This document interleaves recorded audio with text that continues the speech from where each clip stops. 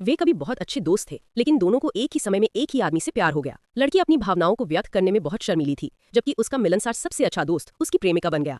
हालांकि इससे लड़की बहुत दुखी हुई, फिर भी वो उनके लिए सचमुच खुश थी। लेकिन किस्मत ने एक क्रूर मोड़ ले लिया। उसकी दोस्त के परिवार को वो आदमी पसंद नहीं आया और आखिरकार उन्हें अलग कर दिया गया। वो आदमी बहुत दुखी था। नशे में वो लड़की से मिलने आया, उसकी दोस्त के बारे में पूछने के इरादे से, लेकिन गलती से उसे लगा कि लड़की उसकी दोस्त है, और बस यूं ही वे संयोग से एक दूसरे के हो गए। ये जानते हुए भी कि ये एक गलतफहमी थी, वो फिर भी बहुत खुश थी। उन्होंने 4 साल तक चुपके से डेट किया, लेकिन उस आदमी ने कभी सार्वजनिक रूप से अपने रिश्ते को स्वीकार नहीं किया।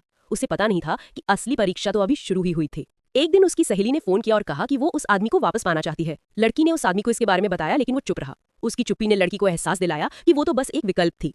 उसे डर था कि उसकी सहेली के वापस आ जाने से उनका रिश्ता खत्म हो सकता है, इसलिए उसने जाने के लिए सामान बांधना शुरू कर दिया। जब वो अपनी सहेली से दोबारा मिली तो सहेली ने उस आदमी को वापस पाने के लिए उससे मदद मांगी। हालांकि वो बहुत अनिच्छुक थी, फिर भी उसने आखिरकार अपनी सहेली की मदद करने का फैसला किया।